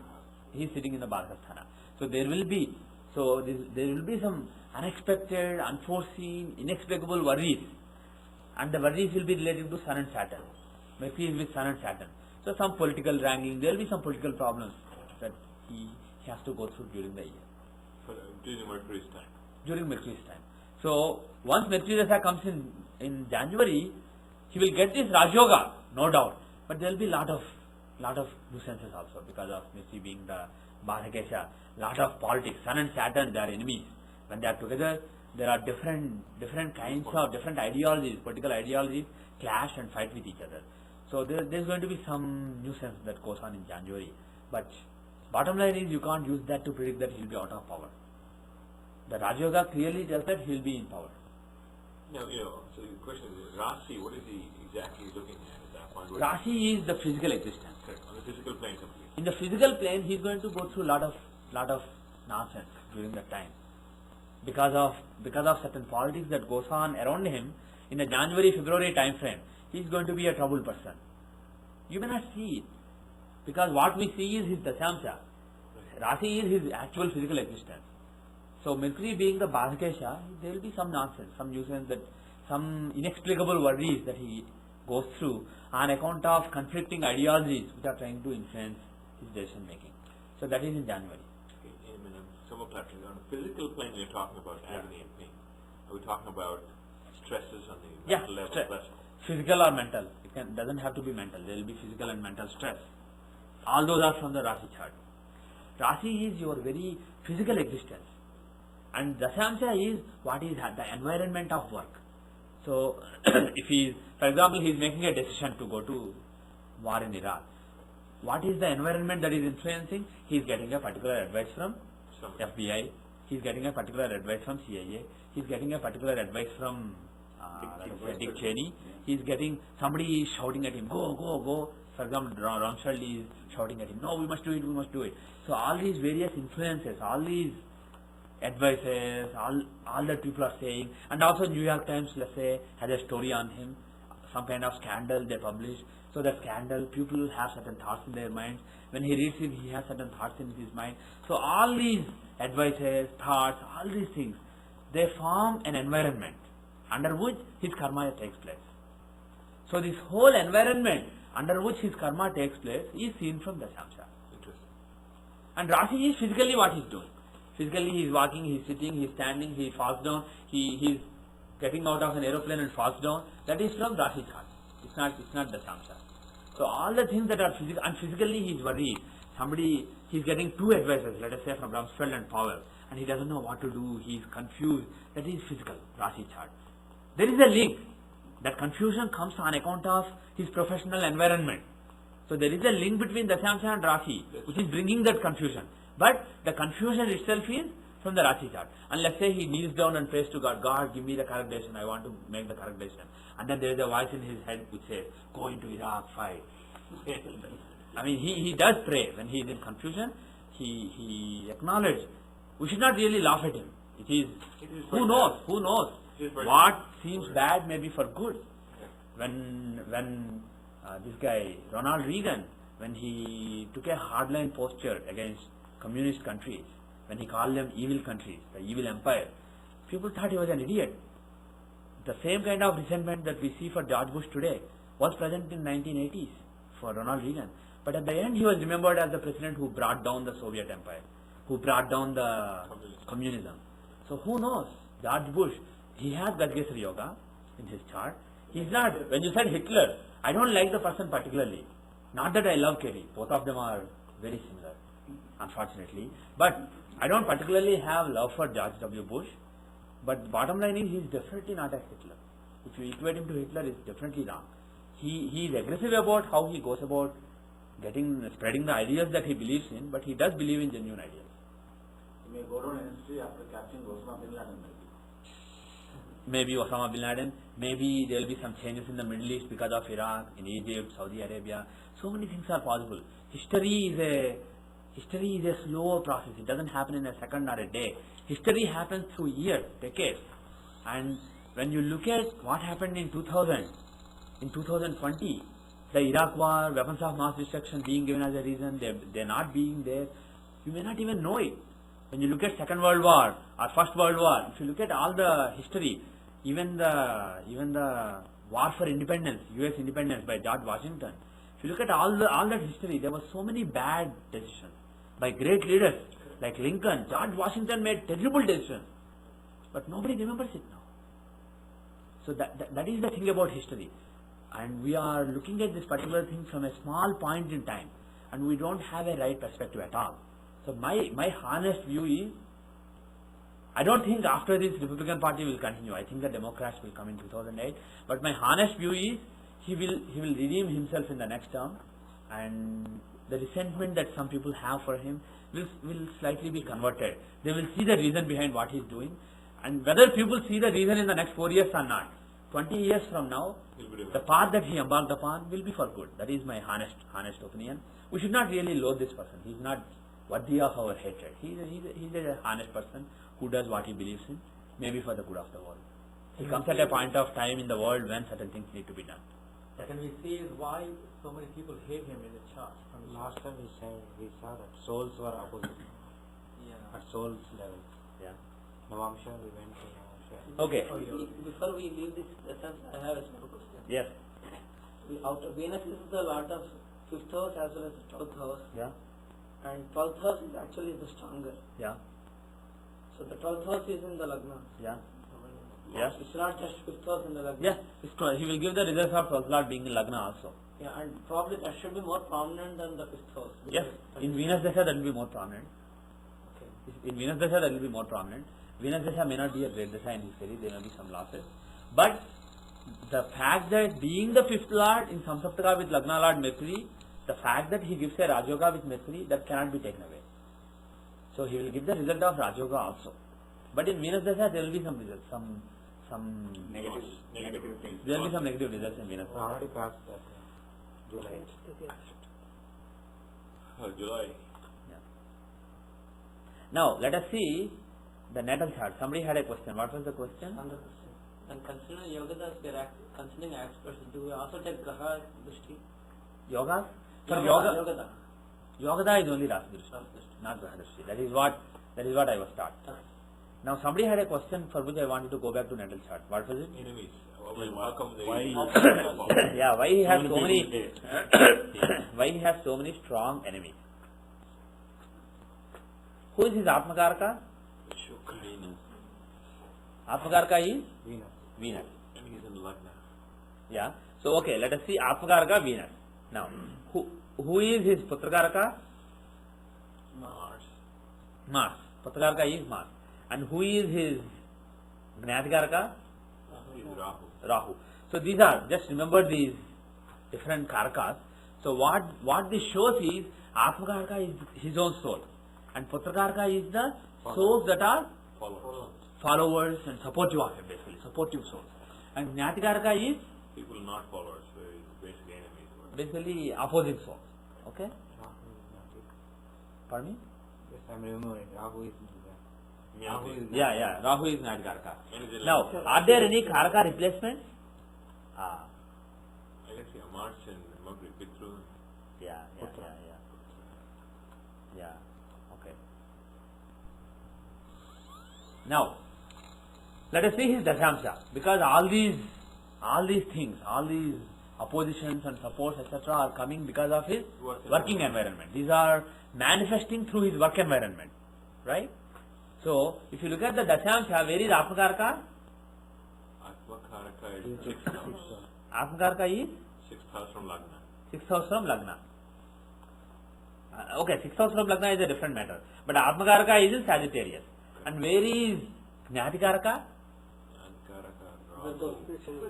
Kanya. Chara Karakas relation between Gnatikaraka and Darakaraka also. Gnatikaraka and? Darakaraka. PK. Saturn and Rahu. They are placed too, right? No. Yeah, excellent. Yeah. So, okay, now it makes much better sense. Okay. That's right. So 31. Saturn becomes a Gnatikaraka. So I was trying to explain it, but I wasn't 100% sure. Now it makes sense. Now let us see the Gnatikaraka. The Gnatikaraka, the software gives as Rahu, and his longitude is 26 degrees 29 minutes. For Rahu, you have to count backwards, right? So this is actually 3 degrees 31 minutes. So that is the actual longitude of Rahu. So that is ahead of 3 degrees 24 minutes of Saturn. So Saturn became the next Karaka. Rahu came before Saturn, he became Gnatikaraka, and the final Karakatva of Darakaraka was taken by Saturn. Now the issue is, what happens is, when two planets are in the same degree, there is a replacement that occurs. In the beginning, whoever is higher becomes Gnatikaraka, whoever is lower becomes Darakaraka, but later in life, the lower one replaces the higher one, and the lower slot becomes empty and some other planet comes and takes it. The Karakas come and take it. That we will leave for now. But the bottom line is, Rahu is no longer the Gnatikaraka. Saturn becomes the Gnatikaraka. How do you know it's already replaced? Your age is. He is so old, it must have happened. Usually it happens. Usually it happens around that particular planet, either the replacing planet or the replaced planet's natural years, natural age. It will happen either at that time or during Atmakaraka based Dasha. There are some Dashas based on Atmakaraka, but I don't know of an accurate method to pinpoint the time when the replacement occurs. But usually when that happens, there is a big change in the persona of the person. There is a big change in the personality. And here, there is a change in the personality so that Saturnine people are hating him. Lot of Saturnine people hate him. And who does Saturn represent? What kind of people does Saturn represent? Labor, low income groups, Democrats, very blue collar people. See, for the Republican Party, if you are looking at mundane charts like New Year chart of Washington DC, and you want to see how Republicans do, how Democrats do, one technique that you can use is you can use the Karakas. For the Democratic Party, the Karaka is probably Saturn. Saturn is the Karaka. And Saturn, what is the color of Saturn? Their color is blue. What is their symbol? Donkey. Donkey. Who is the planet who shows donkey? Saturn. And what is the symbol of Republicans? Elephant. Who is the planet who shows elephant? Jupiter. So, and their color is red. And who is the planet who shows red color? Mars. So Mars and Jupiter, basically big money, big business. Those are the Karakas for the Republican Party, for the Grand Old Party. And Saturn is the Karaka for the Democratic Party. That is basically the thing. But irrespective of that, Saturn is basically people who are not conservative. Jupiter shows conservative people. Jupiter and Ketu, they show conservative people. Saturn show people who are more liberal, and more than that, like you said, blue collar people, lowly people. So those are the people who will be against him. Basically Democrats, hardcore Democrats will turn against him. And now, for a particular relationship between two Karakas to work well, they have to be in trines. If two Karakas are in trines, their relationship will work very well. On the other hand, if those two Karakas are in, let us say, quadrants, it will work well, but it will work with lot of effort. Gnatkaraka is complicated, so let us go to Gnatkaraka later. Suppose somebody has Atmakaraka and Putrakaraka in trines. What would that show? His soul and the souls of his followers are always in a mutual relationship. They are in such a position that they can cooperate and they can make each other prosper very easily. So that means there is an affinity. So many people are always for that person. On the other hand, if Atmakaraka and Putrakaraka were in quadrants, mutual quadrants, that means again there are a lot of souls who want to help your activities, but some effort has to be put to tap into those souls. It doesn't come naturally. Trines show something that happens very naturally. Quadrants show something that happens for which there is a lot of traction, but you need some effort there. On the other hand, if a couple of Karakas are in Shadashtakas from each other, Shastashtaka or Vridvadasha, mutual 6-12 position or mutual 6-8 position or 2-12 position, then what that shows is those Karakas are not really able to contribute to each other. So let us say somebody has Atmakaraka and Dharakaraka in Shashtastakas. What does it mean? In Navamsha, let us say. In Navamsha, Atmakaraka and Dharakaraka are in Shashtastakas. So the two souls cannot work together. So may not fight. Fighting is a physical thing. It doesn't happen at the soul level. This is soul level. So they are not Don't say they fight. There is no spiritual alignment between them. So to use the popular American astrological term, they are not soulmates. So, on the other hand, let us say Atmakaraka and Dharakaraka are in trines. They gel with each other. And from the bottom of the soul itself, there is some harmony between them. They cooperate with each other's activities. So there is a natural affinity between them. They are soulmates. If it is quadrant, they are soulmates, but there is some work to be done, some effort to be put. So that is what you will say. And here, Atmakaraka and the replaced Gnatkaraka are in trines. What does it mean? The enmity is natural. The enmity is natural. It comes naturally. Those people don't have to put any effort to hate him. There are people who are Saturn-like, for whom the inimical relationship with his soul comes very naturally by the blessings of Lakshmi. That this right.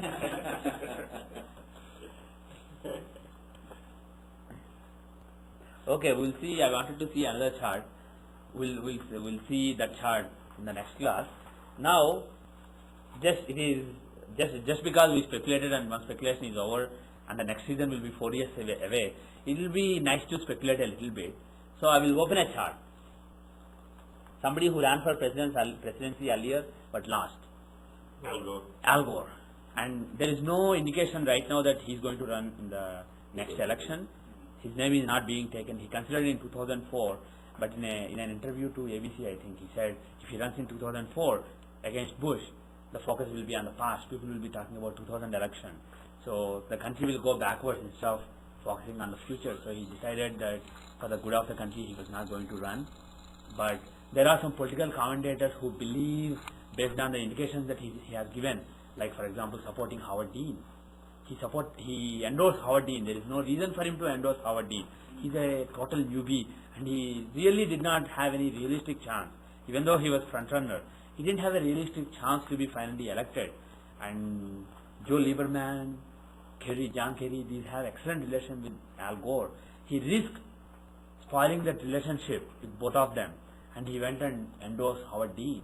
And what some political commentators believe is that is because he is eyeing a 2008 run, and Howard Dean brought a lot of new voters into the system, and he believes that all the voters who know him earlier, in addition to those, these new voters can make a difference in the 2008 election. So there is a theory that he is interested in running for 2008. But if you look at all the media buzz right now, they are talking about Barack Obama, they are talking about Hillary Clinton.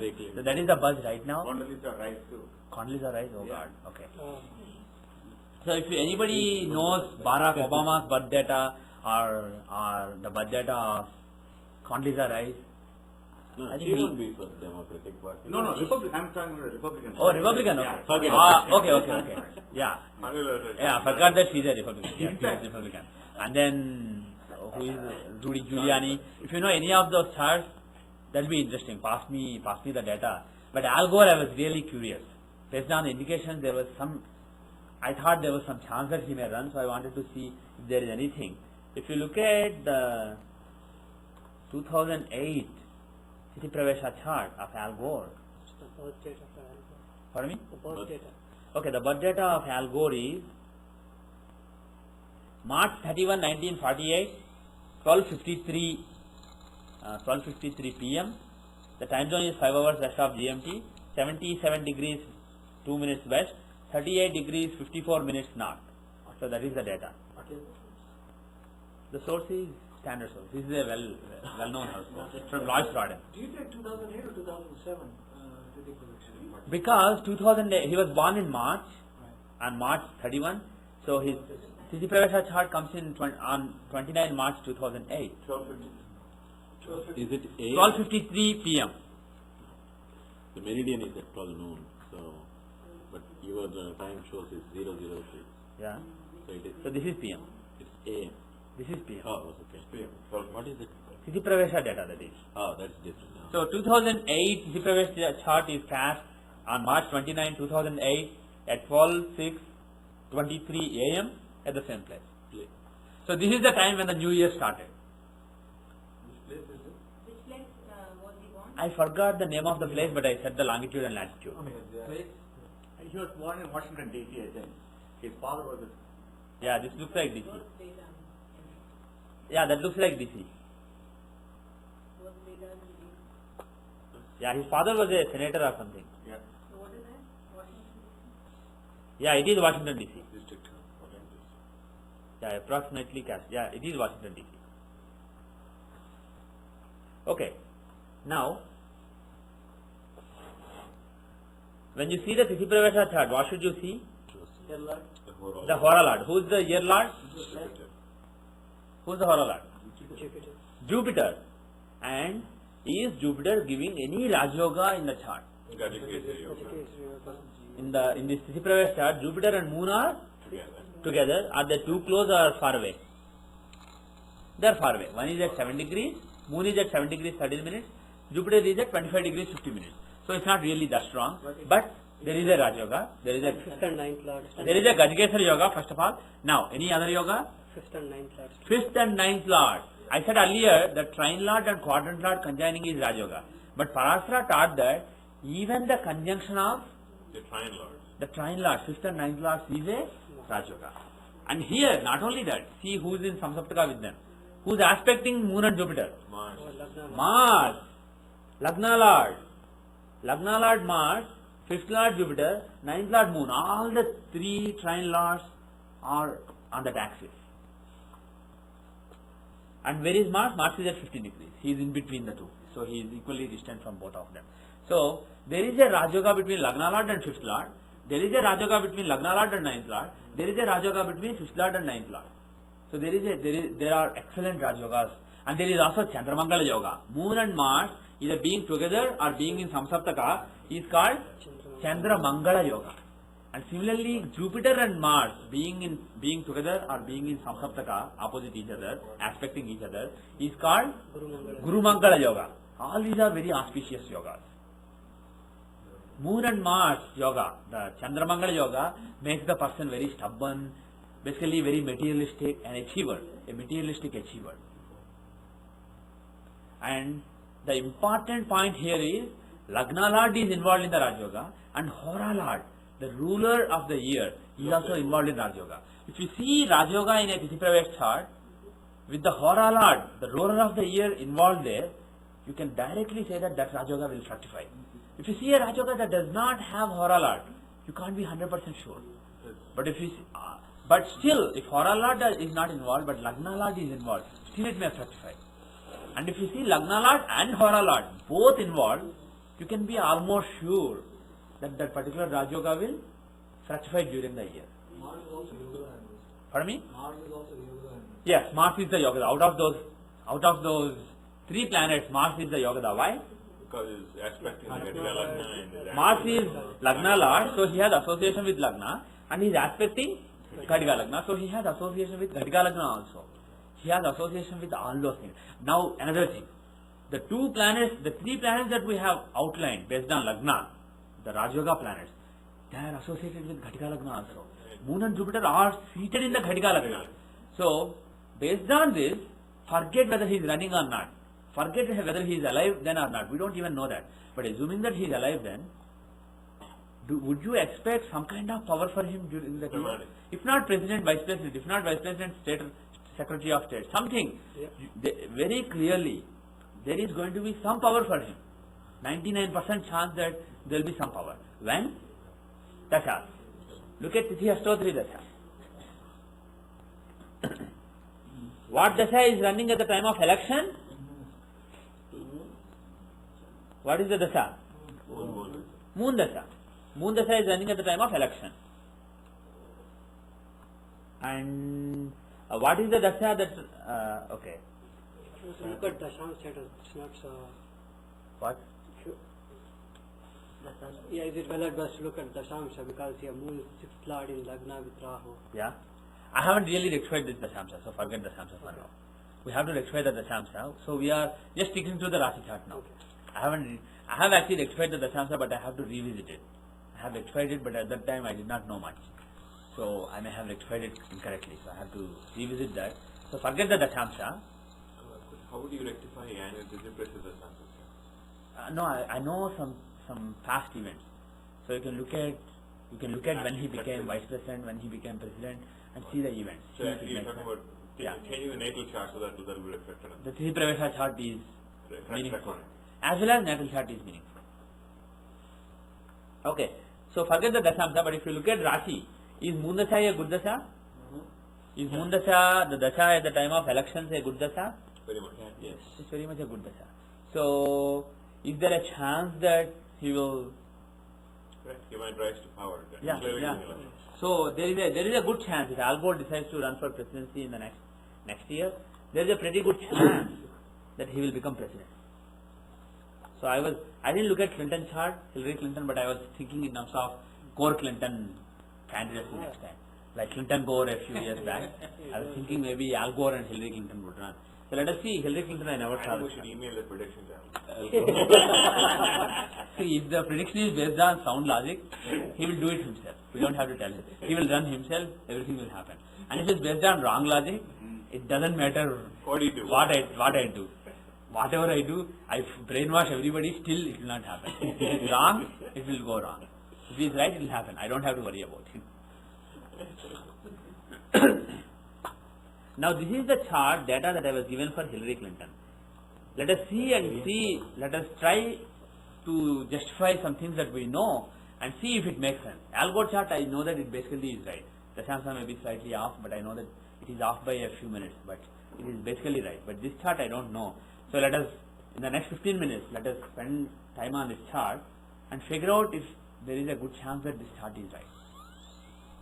The data I had from Astro Data Bank of Live Jordan is October 26, 1947, 8 p.m., 6 hours west of GMT, 87 degrees 39 minutes west, 41 degrees 52 minutes north.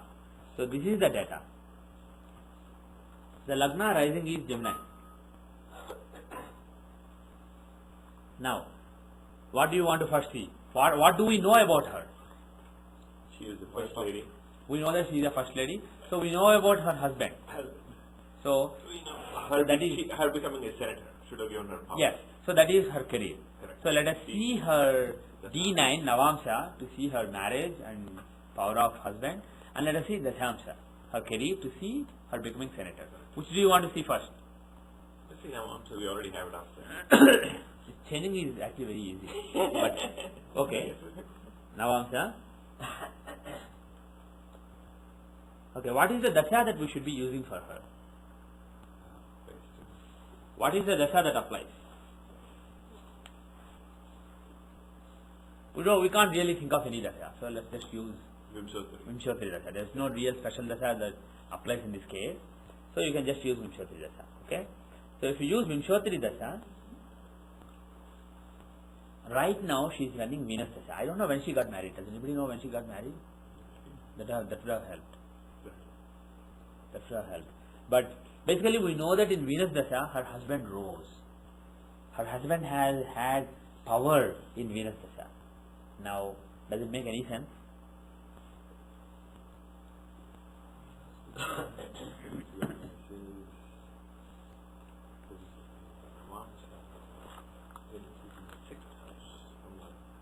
How do you see husband We have to get in the Navamsa? Lagna and then How do you see husband in Navamsa Lagna?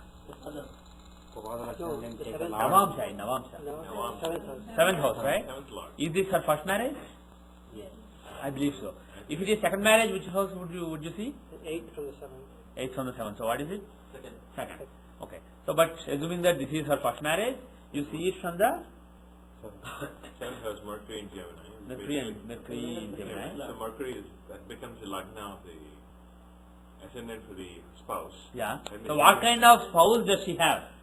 very learned, educated, Yeah. ability to learn, Yeah. this kind of stuff. Associated with colleges. Okay. Now what we are doing is, for those of you who still did not get it, in the Navamsa we are taking the 7th house, Gemini, as Lagna, and we are trying to say something about the spouse based on that. Okay, go ahead. So it's very learned. Very learned, smart, intelligent. Convincing speaker. Is he a good? Is he an eloquent person? Why? Why? Mercury. Mercury is in Lagna. Mercury is the Karaka for good speaker, Good speaker. good orator. So he is a good orator. What was his career? He's a lawyer. So Don't say president. Presidency is not a career. It's an achievement. What is the career? he was a lawyer. He was attorney, right? Okay. Jupiter. Is Jupiter influencing the 10th house at all? Is there a chance that he is a lawyer? Is aspect Not only aspecting, he is the Lord. Who's the 10th Lord? So yes. From Gemini, the 10th house is Pisces. Who's the Lord of it? Jupiter. Jupiter. He is aspecting it. So, will Saturn decide the career or will Jupiter decide the career? Jupiter is the Lord and he is aspecting it. So, Jupiter will decide the career. So, what is the career? Lawyer. He is a lawyer. So that is perfectly possible. Of course, Jupiter doesn't mean lawyer. He can be, he could have been a priest, he could have been so many other things. And it's tough to know exactly which one. But law is definitely one of the He things. was that Attorney are- General before he became governor in Athens. Yeah. So our lawyer is one of the possibilities, and based on the thought, and that is indeed the case with him. So law. And now, is he a charismatic person? How do you see charisma of a person? Who gives charisma? Venus. No, Venus is not charisma. Sorry. Who gives charisma? Guess. Second guess. Probably, but Sun. yes. Why? Sun is the source of original light of the universe. So if Sun is influencing somebody's Lagna, there will be natural charisma in that person. So, Sun is the giver of charisma. Is Sun aspecting it. Sun is in the 7th house, aspecting Seventh Lagna. house plus Rasidrishti both. Yeah, he is having Rasidrishti and Grahadrishti on Lagna. So the person is likely to be Charismatic. a very charismatic, very charming person. He's like a magnet. He looks like a sun basically. He looks so bright, so full of light, full of energy. So that is the kind of personality that he has. Sun and Mercury kind of personality. It is both Graha Malika Yoga and Mahala Yogas that got 3 benefits in quadrants. Okay. And then, Let us leave Grahamalka for now. yes. So what else can you say about the person in general? Okay, in the second house, Ketu. Yeah. I guess what does it mean? First, also Ketu Yeah. also makes Dvitiya Sphatabhagdata. When Ketu is in the second house, he speaks very clearly. very clearly, very good speech. Its resources are capable. Yeah, Third house is Moon. Moon Yeah. in Leo. yeah. So Agni Rashi but with Moon. So his effort is gentle but still fiery.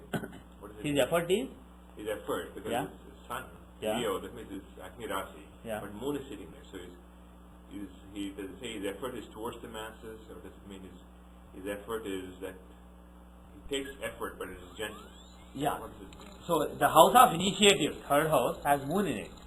So if Moon is in the house of initiative, first of all, let's see if Moon is malefic or benefic. This is Shukla Trayadasi. So Moon is a benefic. So if a benefic is in the third house, what are the results? Gentle. He's not good. No. It doesn't mean he has no initiative. It means he's very cheerful. The way he shows his initiative is in a very lunar way. Always a very cheerful person, even when he is going through tough times. If somebody has Jupiter or Moon is in the third house, what you can say based on these, the person is always cheerful. But again, be very careful not to read too much into this Navamsa, because this is not Clinton's Rashi chart. If it is Clinton's Rashi chart, we have so many tools at our disposal. Lagna, Arudha Lagna, third house from Lagna, third house from Arudha, third house Arudha, Arudha of third house. We have so many different parameters. Now we are trying to see everything in one thing. So you have to be very careful. You can only get very vague, overall kind of reading. You don't get all detailed readings. Basically, it's a sanity check, not for action. This is basically a sanity check. Yes. Also, Saturn in 10th indicates phenomenal rise. Saturn in 10th house. Yes. Saturn and Guru actually have a Rajyoga. Shani and Jupiter have a Rajyoga. Why? What Rajyoga do they have? Can somebody tell me? I'll be happy if somebody can find it. Ninth house Lord. Yeah, 9th house Lord Saturn and Jupiter? 10th house. 10th house Lord. So 10th and 9th Lord. Pardon me? What? Dharma, karma. Yeah, Dharma Karma Adhivati Yoga. There is a specific name for the Raj Yoga given by 9th Lord and 10th Lord being together. So there is Dharma Karma Adhivati Yoga. Right? Do they have to be in the 1, 4, 7, 10? No. Anyway, they give Dharma Karma Adhivati Yoga. But quadrant is good. That person will use that Dharma Karma Adhivati Yoga well in that case. But any house, Dharma Karma Adhivati Yoga is a good yoga. Is it always from Lagna or is it from Moon also? It's mainly from Lagna. Yeah, there is a Lagna yoga, not Chandra yoga. Okay. Can you say that this person, when did he get power? 1992. He became president in 1992. He became president in 1992. Does it make any sense to you? Fifth Lord. Venus. Is Venus capable of giving power to husband? Yes. From Gemini, what houses does Venus own? He owns the 5th and 12th house. 12th is strong. 12th is stronger, but actually 12th Lord in 12th is also a good yoga. 6th Lord in 6th is Harsha yoga. It makes the person very always cheerful. 8th Lord in 8th is Sarala yoga. It makes the person very straightforward and an achiever. He is a very straightforward person. He says what he wants and he gets what he wants. No beating around the bush basically. That is 8th Lord in 8th. And 12th Lord in 12th is called Vimala yoga. So these three yogas go together. Even though those are dusthanas, if the Lord is in the house itself, that is good. Sarala, what's the second one? Harsha, Sarala, Vimala. Sarala is 8th Lord in 8th house. Oops, the recording is over. That means battery is dead. Sarala is 8th Lord in 8th house. Sarala is 8th Lord in 8th. Harsha is 6th Lord in 6th. Vimala is 12th Lord in 12th. So that is so Venus is basically a good planet, and moreover he is the 5th Lord, so he is capable of giving power. Here I want to caution you, when we use the same old Vimshotri Dasa and try to get readings for husband, for mother-in-law, for all those various people, for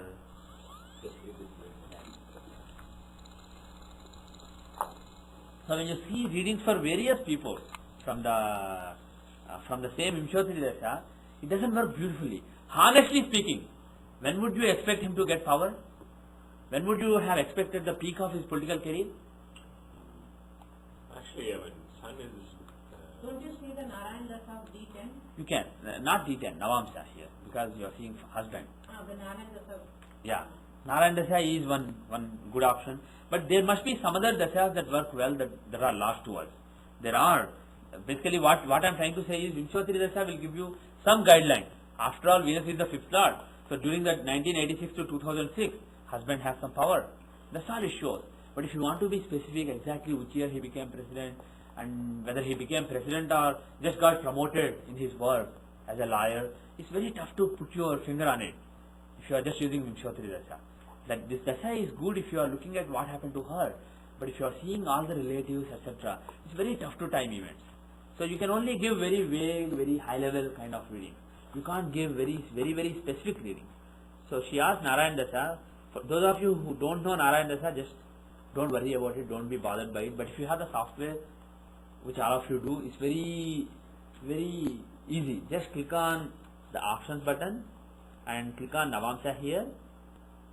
And within Navamsha, there are so many different Narayana Dasas.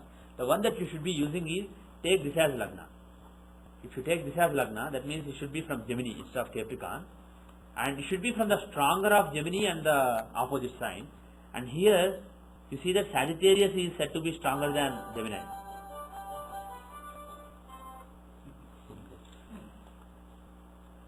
Narayana Dasa is a Dasa that starts from Lagna or the 7th house, whichever is stronger. And that Dasa shows how Lagna changes as you live your life. When you are born, you have a certain Lagna. As time progresses, something else starts to function as if it was your Lagna. So that is what Narayana Dasa shows. So what you should do is take the stronger of Lagna and 7th house. So what it did here is, it found Navamsa Narayana Dasa doing something else. It found Navamsa Narayana Dasa for her, not for the husband. It shows how she follows Dharma as her life progresses. But we want a variation of the Navamsa Narayana Dasa which shows what happens to his husband. So for that you have to take Gemini as Lagna, but you have to take the stronger of Gemini and Sagittarius. And you don't have to break your head deciding which is stronger. You can just click on options. It already gives which is stronger. Stronger of GG and SG is taken to be Sagittarius. Why is that? There are rules which we will go to later. All the rules I want to do later, because rules are not that important. Software does it for you. Interpretation is important. So if you do here, the starting sign, start dasas from, says use the default. Change that to Sagittarius. So if you do that, what you do is you get how basically the Sagittarius, the 7th house of Clinton, changes with time. So what you can do is from the Dasa sign, if you take the 7th back, if the Dasa sign take the 7th, that will be the progress Lagna. This is basically the progression of the 7th house of Clinton. Sagittarius is nothing but 7th house of Clinton in her Navamsa, 7th house of Bill Clinton. Correct. So we are tracing how the 7th house moves with time. So if you take the 7th from that will be the mood Lagna. That will show how Lagna is moving for him. So let us say in Cancer Dasa, 1982. pardon me, Cancer Dasa, Cancer is the progress 7th house. So what is the progress Lagna? It is progress 7th house because we started Dasas from the 7th house, Sagittarius, not from Gemini itself. Right? Why did we start it from Sagittarius? Because Sagittarius is stronger than Gemini. In the Navamsa. Narayana Dasa, if you are finding it in Rashi chart for yourself, for the native, you start from either Lagna or 7th house, whichever is stronger, and then the 7th house or Lagna keeps moving with time. It is in a different sign during a different period. If you are moving Lagna itself, take the mood sign, the Dasha sign as the Lagna, and see how the chart is. On the other hand, if you are moving the 7th house, the Dasha sign that you are getting is not the progression of Lagna, but it is the progression of the 7th house. So take the 7th from that will be the progress Lagna. Okay? So that is how it works.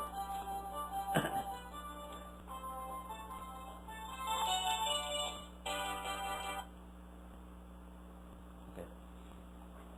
So if you see Cancer, during Cancer Dasa, he ran Cancer Dasa from 1983 till 1994. So during that Dasa, what is the Lagna? What should be taken as Lagna for him? Capricorn should be taken as Lagna. Now, there are two things that you can do. First of all, take where the Lord of Capricorn is. See, are there any yogas in Capricorn? See that. So basically the results of Capricorn will be given, and secondly see where the Lord of Capricorn is. Is he giving any Raj Yoga? So that is one thing that you see. And the last thing is take Capricorn as Lagna and see how the chart is. So those will be the results during Capricorn Dasa. Okay? Now if we do that, first, pardon me? Lord is in third house. The Lord of Capricorn is? Third house, which is Saturn. Forget from that, take from Lagna itself. If you find from Gemini, the planets giving yoga are Shani and Guru. And Capricorn is ruled by Saturn. So basically that Raj Yoga can fructify in Capricorn Dasa. That is point number 1. Point number 2, in Capricorn itself, is there a Raj Yoga? Yeah. What is it? Rahu. Yeah, forget Rahu, but Mars is the 6th Lord in the 8th house. 6th Lord in the 8th house is Viparita Raj Yoga. So there will be a sudden rise. And moreover, the most important thing is take Capricorn as Lagna. If you take Capricorn as Lagna, how is the 5th house? Is it strong or weak? It's strong. Very good. If you take this, the 10th Lord Venus and the 5th Lord Venus, it is the same planet. The 5th and 10th Lord is the same, so he is Yogakaraka. If the same planet owns a quadrant and a trine, he is called a Yogakaraka. So Venus is Yogakaraka. Not only is he Yogakaraka, but he is placed in the 5th house of power. So Venus being placed in the 5th house of power, basically a strong 5th house from Capricorn Dasa. So that means in this particular Dasa, he gets lot of power. That is the most important point. And what Antardasha is it likely to happen in? What is the Antardasha? Because Taurus is the sign that contains Venus. Taurus is the 5th house from Capricorn, and Taurus is the sign that contains 5th Lord Venus. Taurus Antardasha has to give that power. Sure. And when is it? 1992. 1992 December 24 till 1993 November 25. When did he become president of USA? Same time. Yeah, 93 January someday, around 20. 28th. So that is when he became president. So there is another dasha, but I am sure that there are dashas that are even better than this. I don't know them, but I know that there are more dashas. So the bottom line is, you can make some predictions about what happens to husband, what happens to mother-in-law, etc. But you have to basically take them with a pinch of salt. They are not as perfect as the predictions that you would make for the native himself or herself. So we'll see her dashansa later. We'll stop here for today. We'll meet next Sunday at the same time, 9 o'clock, same place. Om Shanti Shanti Shanti.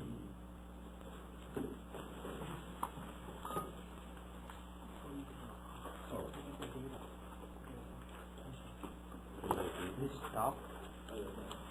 I have a whole thing here if you want. Oh, you have?